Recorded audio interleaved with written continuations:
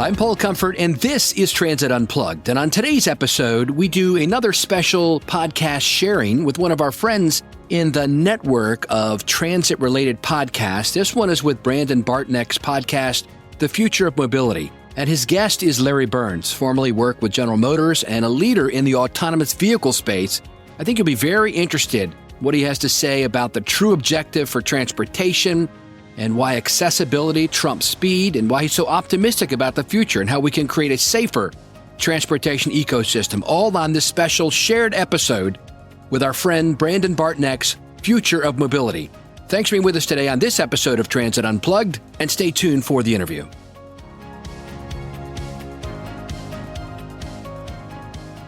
Today's guest is Larry Burns, joining for a round two discussion.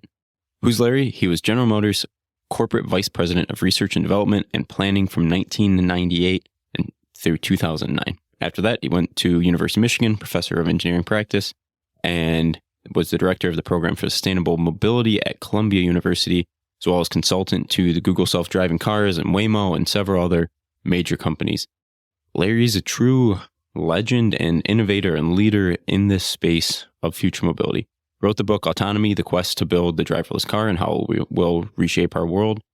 One of my favorite books, certainly my favorite book in this space of future mobility, and has done foundational work in electrification and autonomy and rethinking what the mobility landscape looks like. So, I mentioned at the beginning, second round two discussion with Larry. He joined episode 93, which was one of my favorite episodes of the podcast so far. If you haven't listened to it, strongly recommend you go back there and listen to that first and then join this discussion, although this discussion can also be standalone. There isn't necessarily too much we build on. But in that discussion, episode 93, we talked about Larry's background at GM, how he thinks about mobility, his work in automation and electrification, and rethinking what he calls automobility, and really the way in which we're moving goods and people through this ecosystem and the work that's being done. A great kind of foundational discussion here. We pick up for this discussion with really the top level question, the fundamental question of what is the objective? Why do we care about mobility? Why do we care about transportation? What are we trying to solve? What are we trying to provide as a service to individuals in society? And I think that's a fundamental question, and it seems really simple, but also the assumptions, many of the underlying assumptions that shaped the transportation ecosystem, that shaped mobility, they've changed over the last years and decades. And so it's critical that we take a step back, re-ask yourself, okay, what are we actually trying to do here? And from there, we can then put the right solutions in place. So I think an awesome wide-ranging discussion here. We talk about accessibility, we talk about the importance of getting mass out of the system, we talk about the importance of getting the crash out of the system, about getting speed out of the system, how to do all of these things. As always, wonderful discussion here with Larry. I hope you enjoy it. Please enjoy this conversation with Larry Burns. Today I'm joined once again by Larry Burns for round two discussion here. Larry, thanks for coming back on the podcast. It's my pleasure, Brandon. Thanks for having me. Yeah, I'm really excited here. So the episode 93, we spoke, and one of my favorite episodes I've done on the podcast so far was listening back and preparing for this, and I think great to get your unique insights and expertise from your time at GM, and also sense, and I don't know, the combination of optimism and also realism and understanding of the technology and how everything comes together is really remarkable. And I'm looking forward to getting your thoughts on a few different topics here today. So the first kind of where I want to start is maybe the most fundamental question. So we talk future mobility. I think where I want to start is what's the point of mobility? What's the point of transportation? So what are we actually, why do we have a transportation ecosystem, and why is it so important that we provide mobility and movement of goods and people? Yes, I think that hierarchy is really important. Transportation lets you move from one place to another. It lets you access activities like jobs and school and retail stores, entertainment that's taking place at a location other than where you are. So you jump on a vehicle, you walk, you ride a bike, and you transport yourself. Transportation is also important because goods come to you. And the transportation of goods in an economy are very, very important to support that entire system from raw materials to finished products to consumption. So it really, really is integral to how we live and how our economies prosper. But transportation in and of itself isn't the only way we can access activities.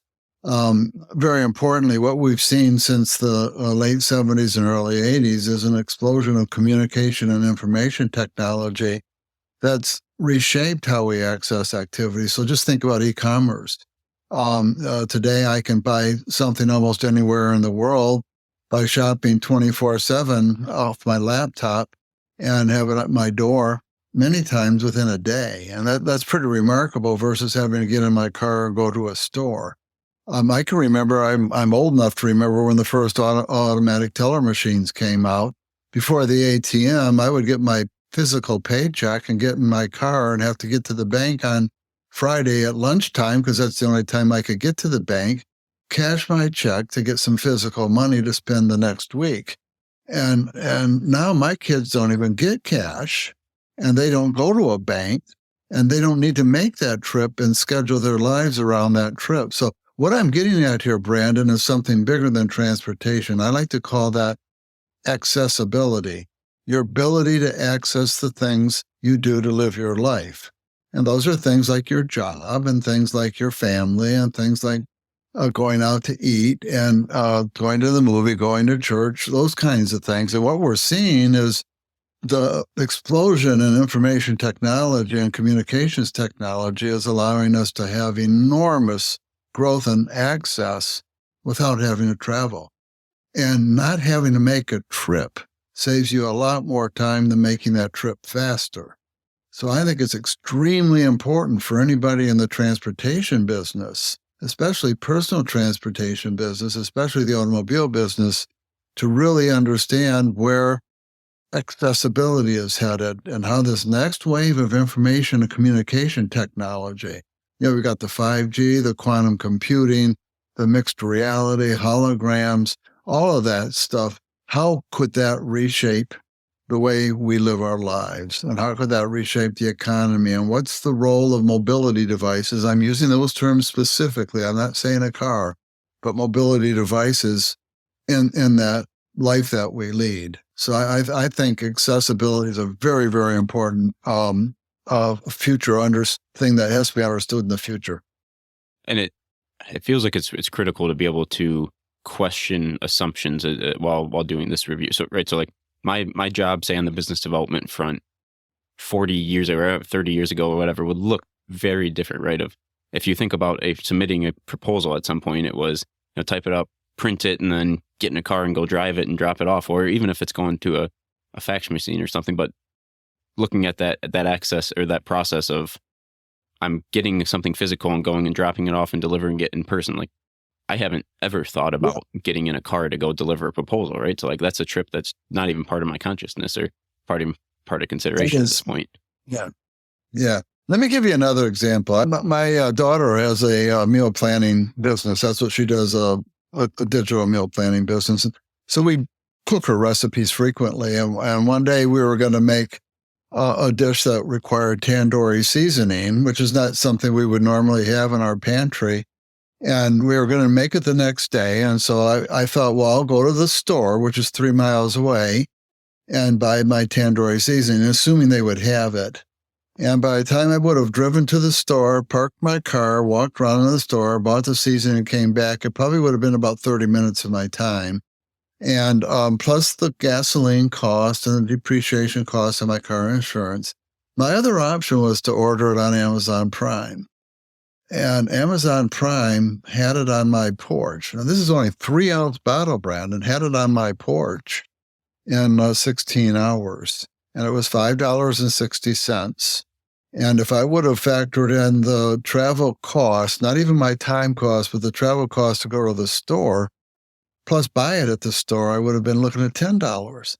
So it was an amazingly good deal for me to get the tandoori seasoning delivered to my house because I didn't have to make the trip, and it was a good, very, very good value. And if someone might ask, but Larry, asking a 200-pound delivery person to bring a 3-ounce bottle of seasoning and put it on your porch in a delivery van, isn't that bad for sustainability?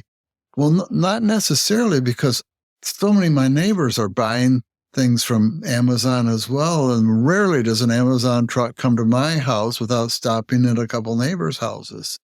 So it's this marginal cost of going from the neighbor's house to my house versus the cost of me driving to the store. So I find all of that very, very interesting, Brandon. So this blending together of how we consume and how we plan our activities. What's so important about me not having to go to the store is I didn't have to constrain myself around the store hours and spend my time doing that. So this life flexibility, part of the reason we're seeing so much debate around remote work, it's the flexibility that it gives people in their schedules. And it's enormous flexibility, especially you're not just saving your commute time, but you don't have to be at a certain spot at a certain time necessarily anymore. And that gives you great freedom compared to what we've had in the past. By the way, that's what a car is all about. Why would somebody pay $40,000 for a new car and leave it parked 95% of the time? It's because they want instantaneous access. They want to get in their car and go where they want to go, when they want to go, with whom they travel with, whenever they want to. They don't want to resolve that transportation problem. So they're buying accessibility when they buy a car, not specific trips. Freedom to go where you want to. That's what I think has to be understood to understand the future of mobility and understand the future of transportation, and then therefore the innovation and the business opportunities associated with all of that. One mistake someone could make in business development is to say the future is going to be like the past. And I'm going to extrapolate from the last 10 years forward to the next 10 years and put my business plan together around that. I think right now that's a very, very risky thing for any company to be doing, is that extrapolated volume calculation. And so you think that this understanding is fundamental to a lot of different aspects of the future of mobility, is understanding that, no, what we're actually providing is not a trip. It's not, what we're providing is accessibility. Yes, it's fundamental, Brad. And a synonym for accessibility is freedom. We're providing freedom. We're providing opportunities for everybody to realize their full potential. Just this weekend, I read a paper about the state of health of the Americans. And actually, Americans are not as healthy as people in many other countries. And it has a lot to do with a group of Americans who do not have good access to health care or good access to education to learn about how to live a healthier life. So we need to let everybody realize their full potential. And to let everyone realize their full potential, they have to have access to things like knowledge and information and opportunities. And that's what this is all about. And transportation, I think, has to fit within that. Let me give you another example. I was hired by Transport Canada to do some work in this area.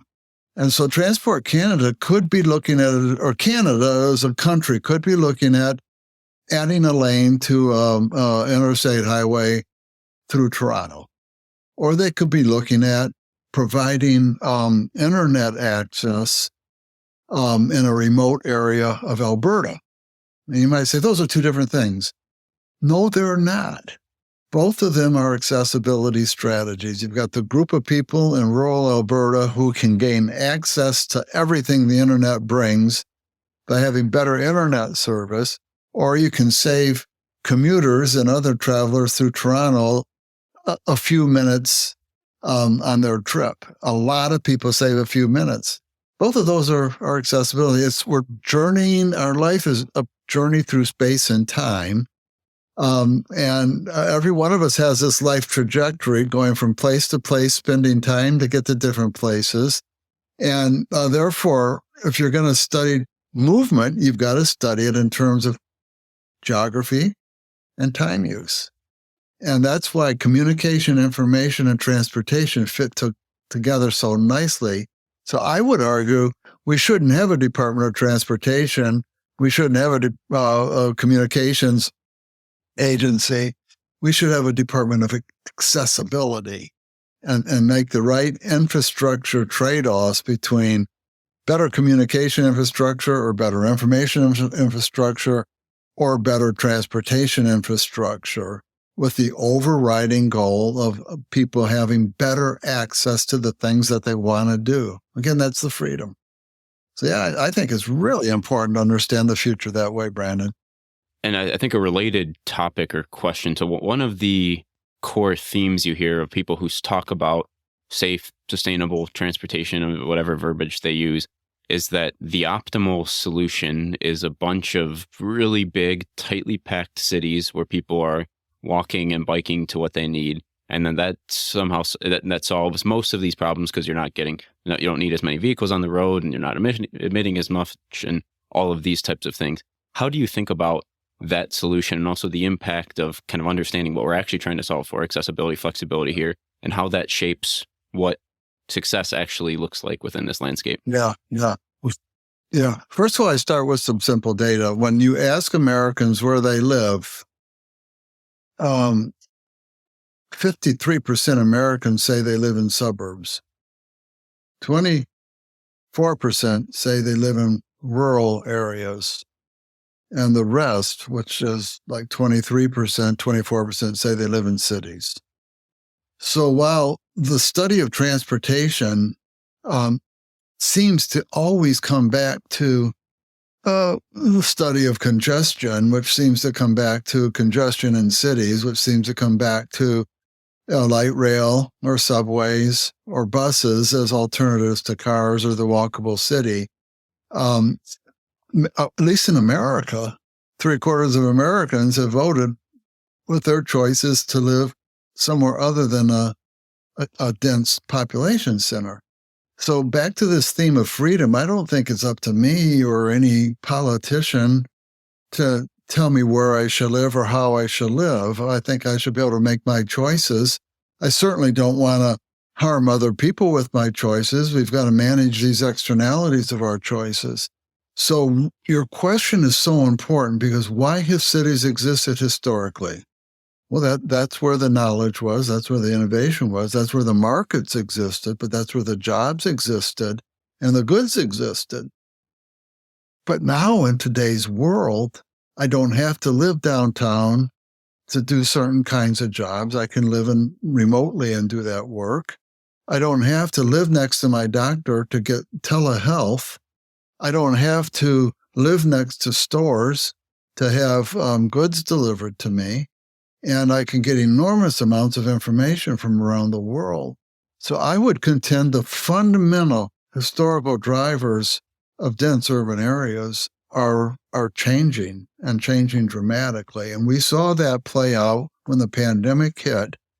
The speed at which people who lived in New York City and San Francisco in the tech industry left the downtown area and moved to smaller towns in Colorado, Florida, and elsewhere and haven't come back is remarkable.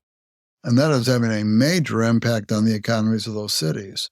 So I would say you have to understand that through accessibility. And the pandemic put a lot of these initiatives on steroids and gave us a window into how we might be living differently. Now, my daughters are 35 and 32. And they've been around long enough to see the Great Recession. I worked for General Motors when that hit. We went bankrupt. I left. I was an officer at GM. So that was a big family crisis for us. Dad's lost his job. And then they've seen the pandemic, and they've seen companies cut back when the pandemic hit. You know what their conclusion is, Brandon? They want to work for themselves. They're tired of having their destiny controlled by things they can't control. So they've both adjusted their career path to try to get into a gig worker kind of a world where they can control their own destiny. So I think a lot of important stuff is playing out right now in the world, and all of that comes back to the auto industry and the kinds of cars and vehicles that we might need to move around in. And I think we really need to be examining this because what's happening, and we talked about this in the earlier podcast, I do believe we're going to get to autonomous driving. It's not a question of whether, it's a question of when. And yes, it's taking longer than a lot of us had hoped, or a lot of us had hyped. But when you look at the enabling technologies that are out there to solve the remaining challenges, you look at the continued progress of Waymo, Cruise, Aurora with the trucks, and you look at what's going on in China, we will find the value sweet spots with those technologies. I think that's absolutely going to be central to getting the mass out of the vehicles that we're moving around them. I am really, really concerned in the United States about how heavy vehicles have become and how much horsepower they have. Just a couple facts quickly. Since 1982 to 2022, 40-year period, if you look at the new cars built and sold in 82 and compare that to the new cars built and sold in 2022, they're 40% heavier in 2022, and the horsepower is 175% higher. And speeds are about 55% higher, the rate of acceleration. And you say to yourself, now let's see, mass is related to kinetic energy, which is related to severity of crash. If you hit someone and if you hit a pedestrian in a vehicle 40 pounds heavier, going faster than it had historically, the chances of the pedestrian surviving go down dramatically, or a bicyclist or a scooter rider. And so now you look at what we're doing with electric vehicles in the United States.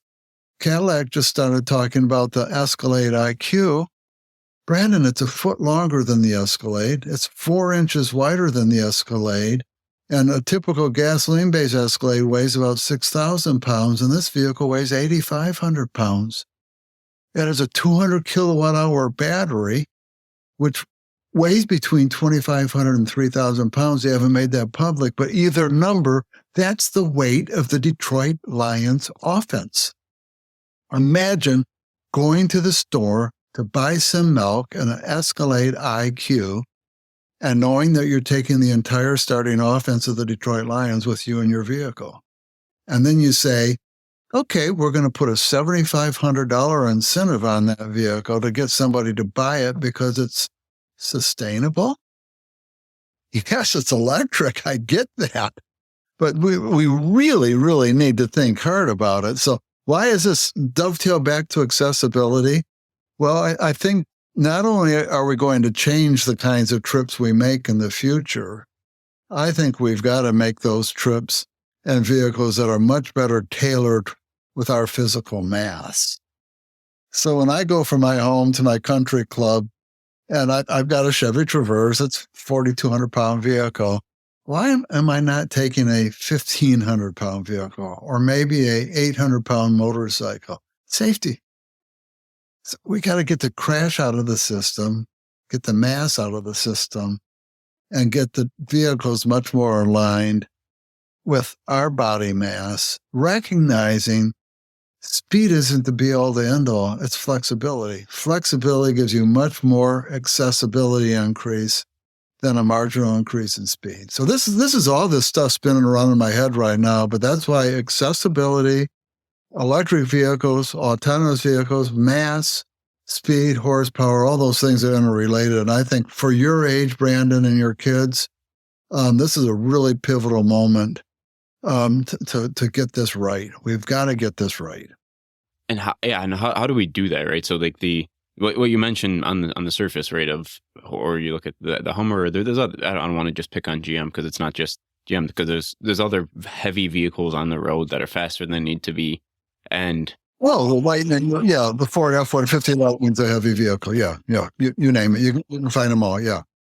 So, but so the thing though is you can see how they come into existence, right? So there's people who are asking for this, and if you look at the user, they also want to be safe on the road. They want to be able to tow certain. They want to, I don't know, on the odd chance that they take the whole family for us up north here, right, and or wherever on a road trip, they have the space for that.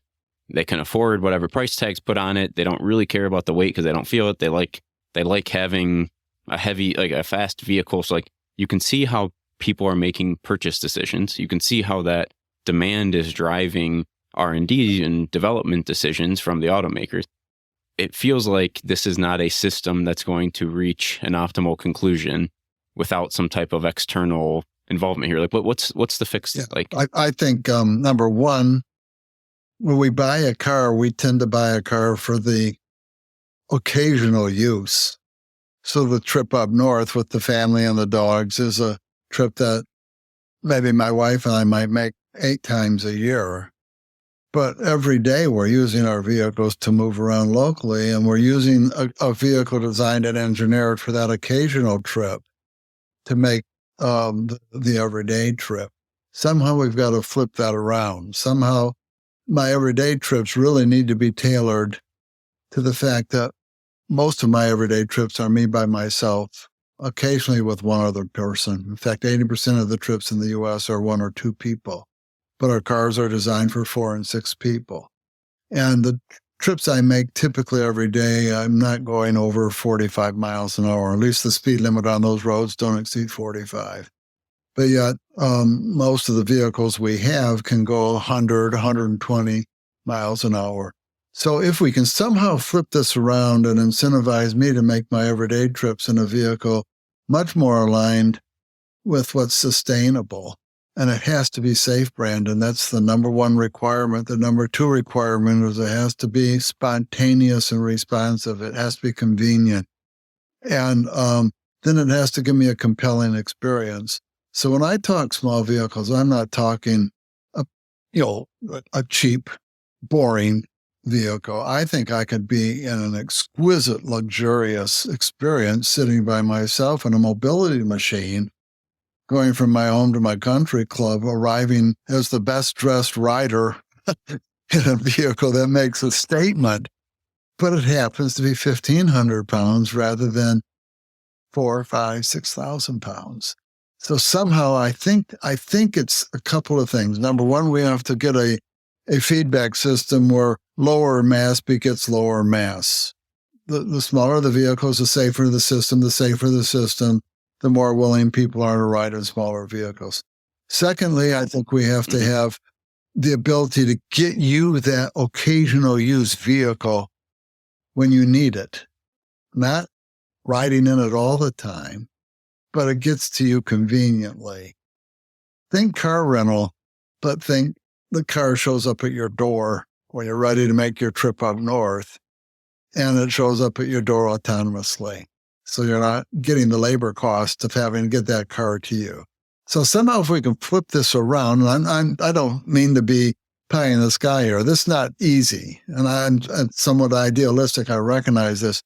But if you're looking for solutions, we've got to flip this around. Rather than me buying a vehicle that can do everything and then compromising the one person, low speed, short trip by taking that vehicle that does everything, flip it around, have me own or lease the vehicle that does optimally most of the trips I make, and then find a way to get an occasional used vehicle to me. And I think those businesses can work. Rental car companies work. Heck, if you go to Denver in the winter because you want to take a ski trip, lo and behold, there's a lot of 4-wheel drive cars that you rent in Denver because that's when you need a 4-wheel drive car. Somehow the rental car companies make that business work. So I just think there's business models and there's ways to rethink this. Autonomous vehicles are very, very important, not just for me riding around without having to drive, but very important if we're going to have shared fleets like that, getting the empty vehicle to me so I can ride in it and not having to have a labor cost to do that is an exciting opportunity. I think there's a solution. Again, I don't want to sound naive that it's going to happen immediately, but your generation better get on with thinking about this, because I don't think you want to wake up 40 years from now like I have woken up 1982 to 2022. All of this effort by regulators, everybody in that entire period from 1982 on. Keep in mind, Brandon, the first safety regulations, the first fuel economy regulations, first emission regulations were in the 1970s. So the United States leaders acknowledged we had issues. And the measure of progress on the automotive fleet in the United States is that in that time period, since we acknowledged we had an issue, cars have gotten 40% heavier and 175% more powerful. How can that be part of the answer, given the role that mass plays with respect to energy consumption, with respect to safety, and with respect to material consumption when you build the car? So that 200 kilowatt hour battery and that Escalade IQ has lithium in it. And everybody's concerned about lithium mines. So we're going to mine lithium put it in a 200 kilowatt hour battery that's going to sit idle 95% of the time. And we're worried about geopolitical and environmental aspects of lithium mines. We got to really step back, Brandon, and I think rethink the future through an accessibility lens, communication, information, and transportation. How do I get access without having to move? Because that's much more energy efficient than moving faster. And then when I do have to move, how do I do that access tailored to the real requirements of my trip? A one-person trip, shouldn't that be in a 1 or 2 person vehicle rather than a 4 or 6 person vehicle? All of that kind of thought process. So I think it can be thought through, Brandon. But I'm telling you, if we just keep doing business as usual here and we extrapolate the past forward, your generation is going to look back and be as sad about the results as I do when I look back on my cohort group and where we've led the world. Yeah, and how, I don't know, so we've touched on it here. We've talked a bit on the last discussion about, the importance of autonomy. And you mentioned get the crash out of the system, allows you to get the mass out of the system. You have this positive loop that will allow us to, over time, when we do have more autonomous vehicles on the road in safer conditions, that will bode very well. But in the meantime, or as we continue to develop that technology and prove it out, I guess back to this question of who are the main people who can actually make an impact on here and how? And I mentioned, the personal user, right? Like, I don't know, is it worth, do I take the, martyr's maybe a strong word, but is it worth it that I go and buy a light vehicle just because that's the right thing to do? And maybe it's slightly riskier for me driving my son around. Mm-hmm. Is it right for, the OEMs will say, hey, we had those light luxury vehicles. They either weren't selling or they just weren't making as much on a per vehicle margin basis from a profitability perspective. So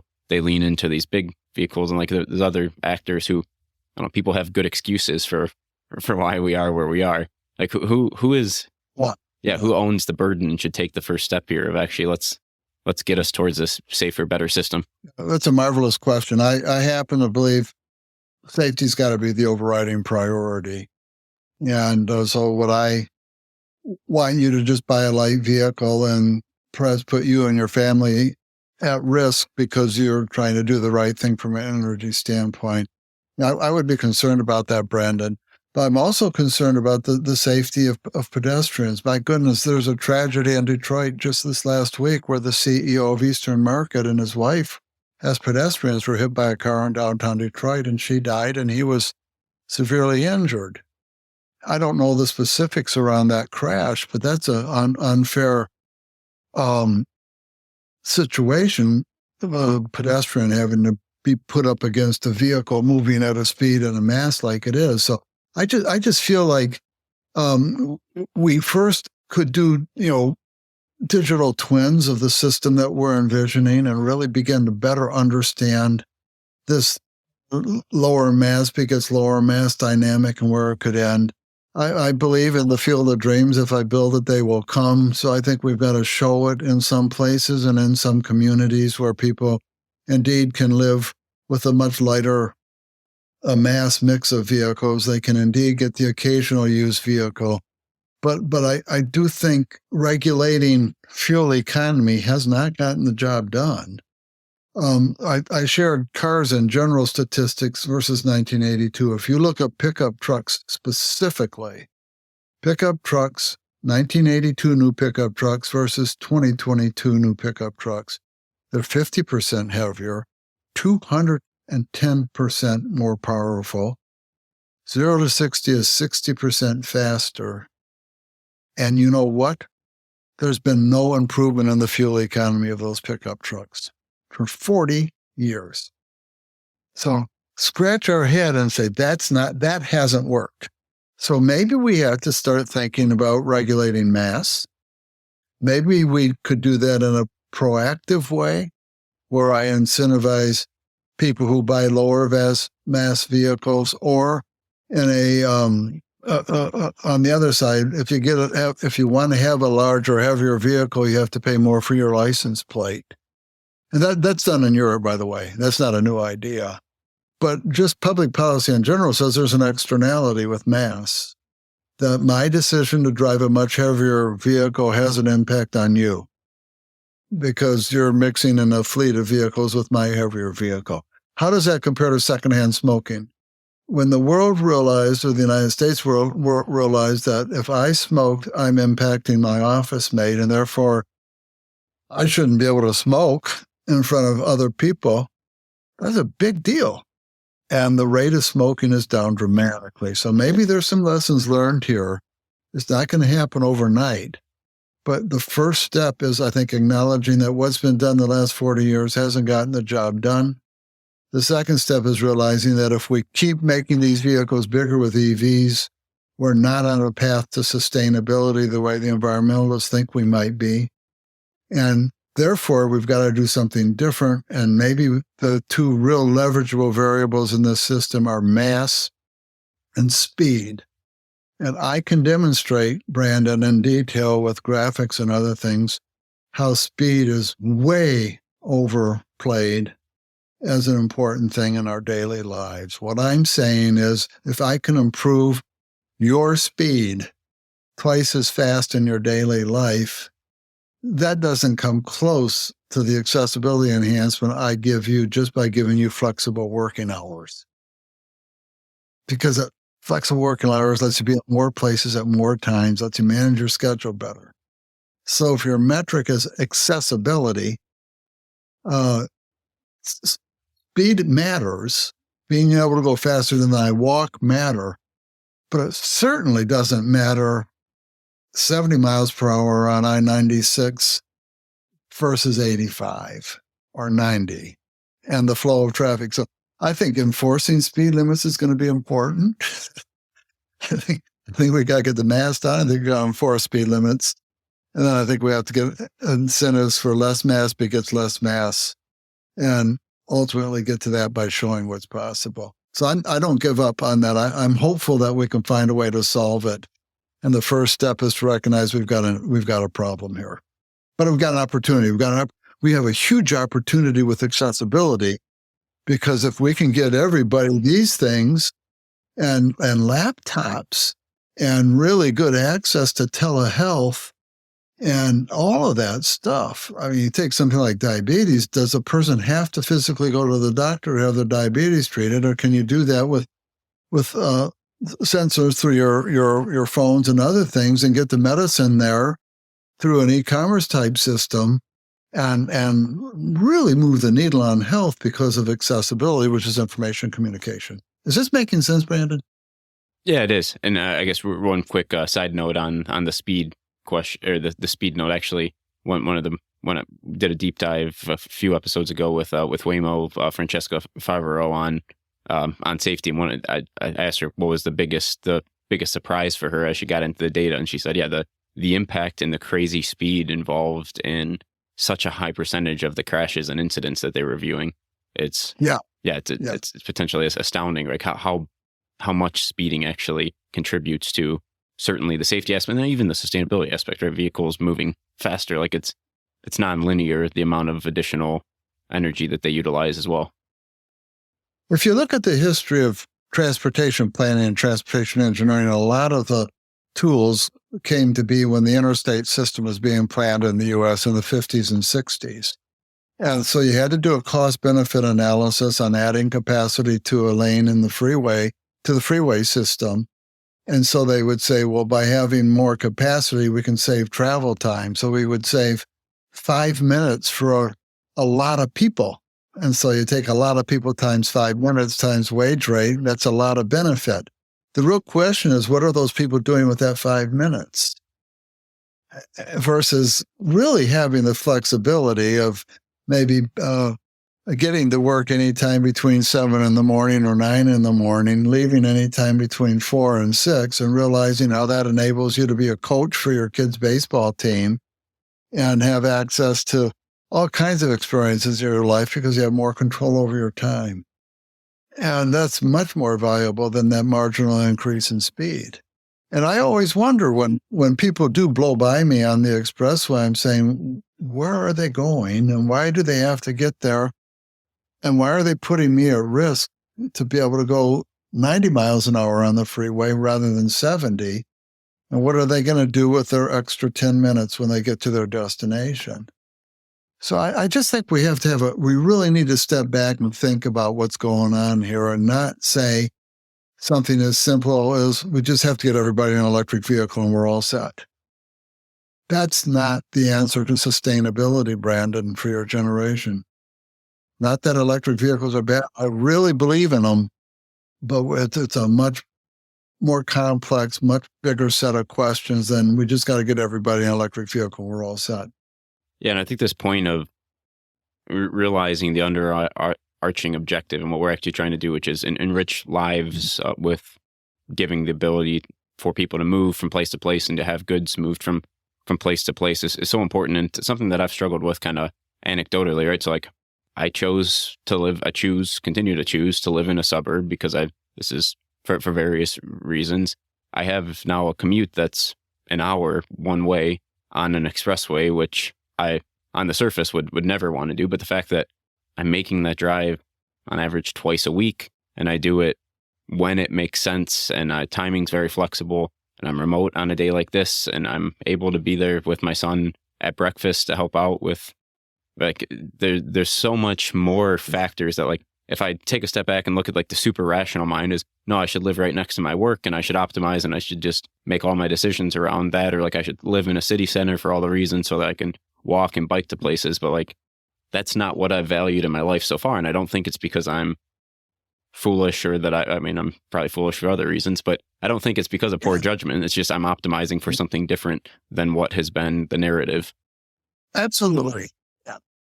Yeah. And I say that's just let everybody realize their full potential. Let everybody have the freedom to live the way that they want. By the way, the person that decides they want to live in a downtown area also should have the peace of mind that if they're walking downtown, they're going to be safe. They're not going to be compromised by an Escalade limousine rushing down an avenue to try to beat a light because they think they've got a client in the back seat that thinks their time is really more precious than the safety of the pedestrians on those streets.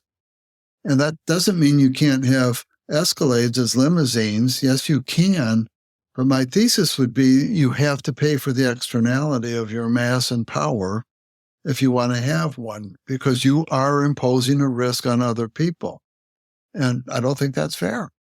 Yeah. And I think this is a tough question, but it goes along with, so getting towards this future safer, accessible kind of transportation ecosystem or mobility ecosystem, or just even out beyond that, like in enriching lives. We mentioned kind of the externalities and the role potentially of public policy.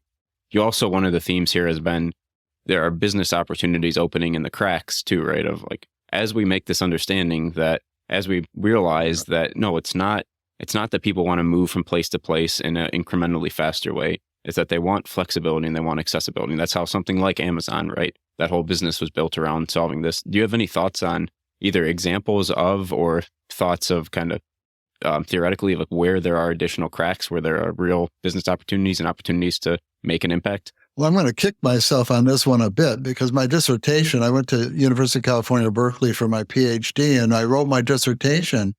It was a book called The Transportation, Temporal, and Spatial Components of Accessibility. It's a real mouthful, but I was into this stuff in the middle 1970s, and I wrote the book, and the conclusion in the book was really that this time dimension and flexibility was more important than speed. That came through crystal clear. Also, what came through crystal clear at that time was it's going to be really tough for bus systems to compete with cars if the metric is accessibility. If you've got a car parked outside and you can spontaneously go where you want to, when you want to, and not be relying on routes and schedules, you just really, really have a better solution. So I have that on my mind. And then I begin to watch looking back, because I did not work on this subject after I graduated. I went to work at General Motors and learned the business of designing, engineering, and manufacturing cars. And I loved it. It was a great career. And it wasn't until 1998, when I became head of R&D at GM, that Rick Wagner, who was my boss at the time, said, Larry, if we were inventing the car today rather than 100 years ago, what would we do different? And he said, I need you to think about that for us. That liberated me to go back and begin to think about accessibility, Brandon. And what I realized is all the things that had come along in information and communication. So the laptop computer, the mobile phone,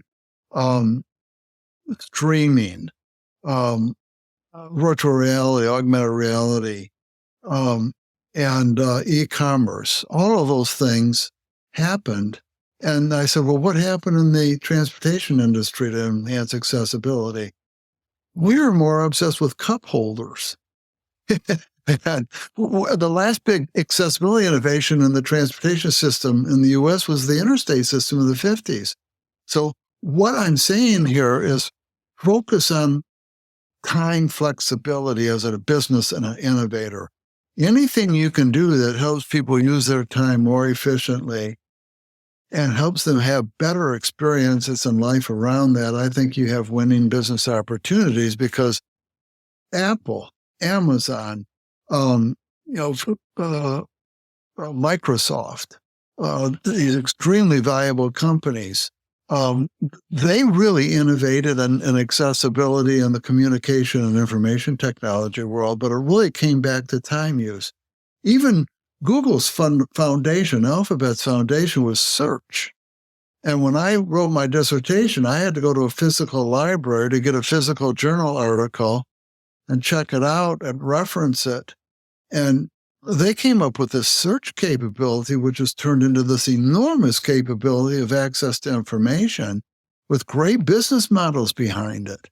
So I think we're just getting started, to be honest. Even though the journey from 1980 to today on accessibility with the communication and information innovation has been phenomenal, and it's reshaped how we live, I think it's just getting started. And the technology that's going to now combine in the next 10 years, again, quantum computing is an example, and all of that, I think there's going to be a huge set of new business opportunities, but I don't think it's going to be rooted in physically moving me. I think we're going to be physically moving electrons and atoms and bits and digits and all of that stuff, information, and throw 3D printing into the mix. And you begin to think about the labor implications of that. I'm on the board of a real estate developer in Florida. We're doing a new town called Babcock Ranch. We just hosted an innovation workshop for home building. My gosh, Brandon, the progress that innovators are making with 3D printed homes is phenomenal. And you think about the labor implications of 3D printing a wall with the exterior surface finished with the 3D printer. The interior surface is finished with the 3D printer. There's not drywall. The conduits for the HVAC and the plumbing and the wiring are all integrated into those wall systems, and they snap together like Lego blocks. So again, it's productivity driven, it's time use driven, and that's where the business opportunities really are in all of this. And you know what's good about it? I think it's more sustainable, much more sustainable. So there's a winning combination out there that sustainability is good business if you use design innovation to deliver new, exciting experiences to people, but really, really gets the waste out of the system, because a lot of that waste is over-processing and extra material and extra energy and extra mass. So if I was your age, I would be focused on what I call design innovation, focused on the entire experience of people living their lives. How do we make them better? And then the technology innovation that lets you have even greater experiences in your design system. And then I would throw in some operational excellence, because you got to deliver the good experiences. Huge opportunities out there. Yeah, cool. And while you're talking there, I mean, so I just recorded it just before this. It'll probably come out a couple of weeks after this episode. But with Corey Clothier talking about AV or autonomous vehicle applications, and this question of like where. So what you're mentioning of autonomous vehicles, or what we're talking about here as like private use vehicles, that's the holy grail that we're working towards. But even in the midterm, there are autonomy capabilities. So we talk about like applications of on a mine moving, a 90-mile stretch and not needing a driver, or like on a huge campus, the ability to send a vehicle to go pick something up for you and come back rather than you needing to go do that. Like it feels like even in the here and now today, there are really cool technologies that exist of where you can apply things like an autonomous vehicle in a closed setting. And yeah, you can save that trip, save that time for the human. Absolutely. We're going to find those use cases. And some people call that geofencing. But they're getting darn close, Brandon. When Mary Barra introduces Ultra Cruise and she says it can handle 95% of driving scenarios, that's pretty profound. Now, that's not 95% of miles.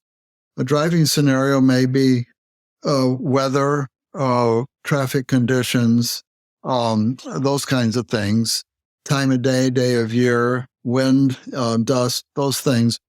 But that 95 is going to become 96, going to become 97, 98. And at some point, rather than calling it advanced driver assistance system, where the assumption is the technology is assisting the driver, we're going to flip that around and a occupant in the vehicle is going to be assisting the technology. That's a big switch. It's real important to understand what I just said. Now the assumption is most of the driving is being done with the technology, and occasionally I need a human to help me make a decision. So let's say, like on your mapping system in your car, they say, hey, Brandon, in a quarter of a mile, you're going to turn right. And then they say in 1,000 feet, you're going to turn right, and 100 feet, you're going to turn right. In the future, it might be you're sitting there and you're engaging with your kids and having fun. Maybe you're playing a game in the car or something like that. And then suddenly, hey, Brandon, in a quarter of a mile, I'm going to need to have you help me make a decision. And that's the technology asking you that. And it then says, up the road, we're going to make a left turn.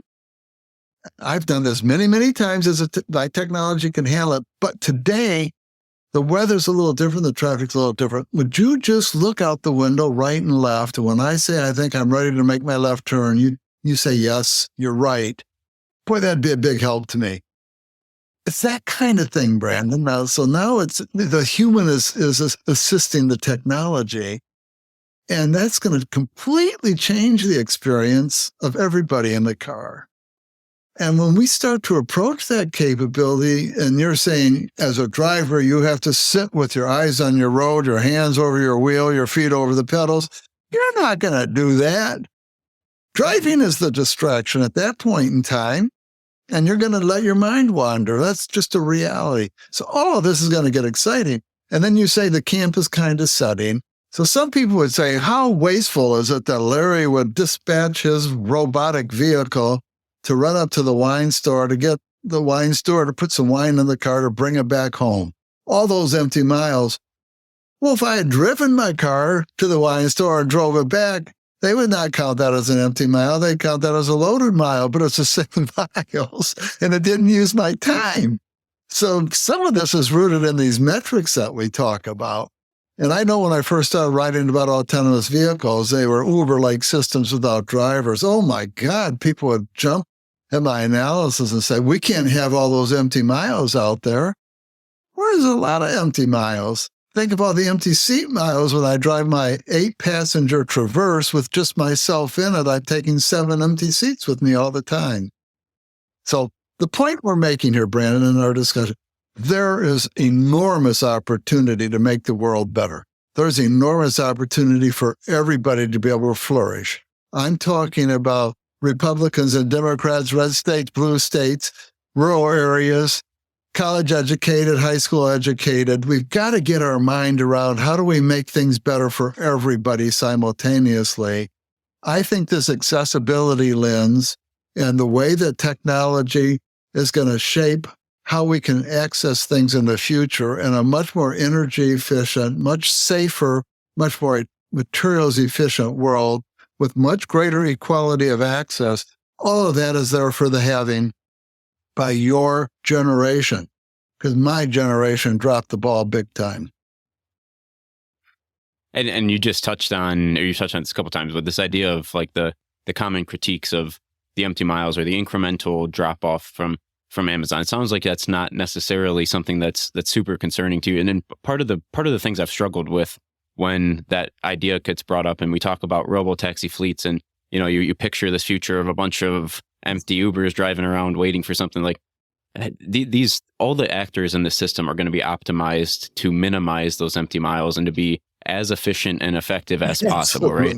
So why, if you were a fleet owner, and your cost structure was depreciation and maintenance and insurance and energy, why would you have your car driving around empty, hovering? You would have it go sit and stage somewhere. And we it's hard to pin down exactly how many parking places are in the United States, but I think a good rule of thumb is on the order of 6 to 8 parking spaces exist for every car in the United States. So we've got a huge amount of land today. Some of that could still be used for these vehicles to stage themselves and not ride around, but they can go somewhere and just stage in an orderly way. But, there's a lot of people who would just soon not have the futures we're talking about here today happen. So they're going to find these dramatic alternative stories like, oh my gosh, a cruise vehicle caused some traffic to back up in San Francisco. Well, you know what? There's a lot of everyday drivers who cause traffic to back up in San Francisco too. We just don't report on it. We report on the cruise vehicle or the Waymo vehicle that does that. But I think you should be optimistic. Your listeners should be optimistic that, personally, I don't think anything needs to be invented to make this world that I see play out. And this world that I see play out, I think, has a whole lot of positives associated with it. But if there's groups of people who think, well, we've got that job done by making every car 1,500 to 3,000 pounds heavier with lithium-ion batteries, and we've solved the climate change issue in transportation. Nope, that's not the answer. I'm all in favor of electric drive, all in favor of zero-emission vehicles, all in favor of alternatives to fossil fuels. But from a transportation system standpoint, adding all that mass to the system makes no sense to me at all. By the way, we need to benchmark China on that. That's not what's happening in China, Brandon. They're getting some really, really compelling vehicles with 30 kilowatt hour batteries in them, 1/6 to 1/3 as big. And they're playing it differently.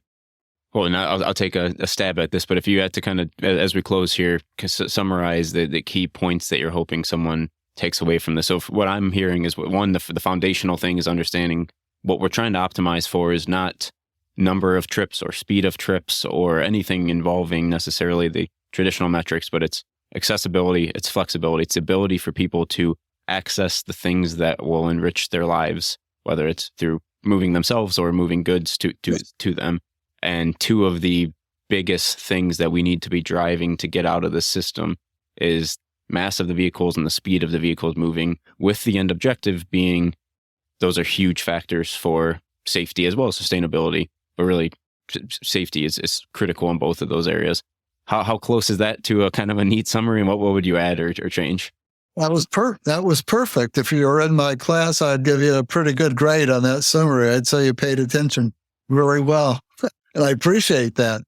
But you nailed it. That's exactly what's going on. Great. Yeah. And anything else you're hoping someone takes away from the conversation here? Just don't give up. I think there's really some very exciting ways. If I could be 25 years old again, knowing what I know, I'd be extremely excited about the career opportunities, the new business growth opportunities, and the ways to make life better for a lot more people. But we have to get out of this trap of right and wrong and all these different extreme political views that people are taking on, because that's causing frictional losses in the system when everybody can be flourishing. Really, really can. I mean, you hear this debate about the East Coast elites in the city, the East Coast urban elites versus the rural Midwest people or the rural South people. We don't need that. I mean, we have a chance with these technologies, in my opinion, for everybody to benefit, no matter where they live, no matter what they want to do in their life. And when everyone jumps quickly to judge something through those kind of political lenses, that's not serving us well, Brandon. So I'm hoping people open their minds up and understand some of these concepts more broadly and see this path forward that is very compelling. Right. Yeah. No, I think that's a great place to leave it. Well, Larry, once again, really appreciate it. This has been a lot of fun. Great getting your thoughts. Definitely learning and has my mind thinking about many different things. And I hope the same for anyone listening here. So yeah, really appreciate it. Thank you. Thank you. Stay in touch, please, Brandon. Thank you. Bye. Well, there you have it. Hope you enjoyed that conversation with Larry Burns. So what stands out? First, starting with why, right? Why are we doing this? What are we trying to achieve? And the key thing is we're not moving vehicles for the sake of moving vehicles. We're not even moving people or goods for the sake of moving people and goods. What we're doing is enriching lives through mobility. And we're providing access and flexibility. We're providing access to the services and the places and the things that people want. And so when we reframe and we think about that ecosystem, we also realize that physical vehicles and infrastructure is not the only piece of the puzzle here. All of this whole technology ecosystem plays together, right? We talked at the beginning about a few things of trips can be replaced, right? So this podcast interview, this was recorded virtually. I do these from almost always virtually. In the past, I would have needed to gone outside, somehow transported myself to a location where Larry was, have this discussion, move back. There is no effort that can be done to speed up that physical travel that would be faster or more effective, or even, I think, more safer, more sustainable than the way we did this. And there's downsides to that. I mean, especially in this situation, right? There's benefits of being in person and that connection and the conversation you can have and all of that. But there's also tremendous benefit in leveraging things outside of the physical transportation realm as part of this overall solution of what we're trying to solve for, which is accessibility, as Larry mentioned. So that reframing is critical. And then when you think about the key levers that we have to pull and the key challenges in the system, which we talk about mass and how mass begets mass, and we continue to add mass as well as speed to the system. It's not sustainable. It's not safe. There's a bunch of negative externalities that come with that. So how do we solve this? And we talk about the importance of public policy as well as the importance of all of us who are in this space doing work, realizing the objectives and our role in trying to find solutions that ideally provide positive externalities, or at least aren't making things worse for others.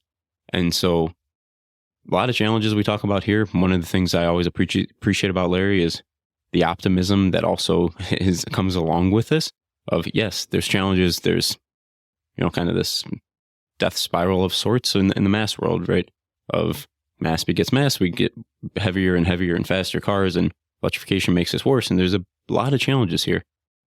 But we also should be optimistic because we continue to innovate. We continue to find solutions. There's a lot of solutions out there. There's a lot of great work that has been done and is being done and will continue to be done.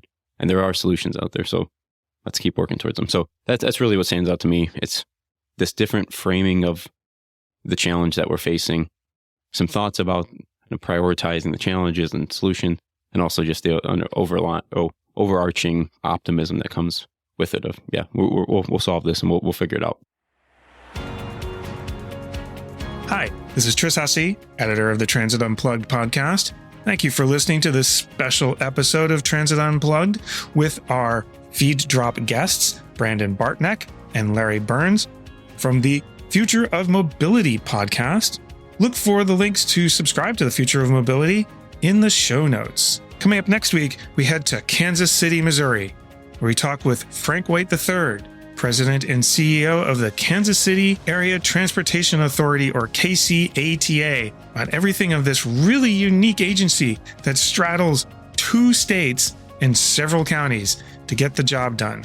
Now, if you want to make sure you are always up to date with whatever we're doing on Transit Unplugged, make sure to follow us on social media and get our newsletter. All the information can be found at transitunplugged.com.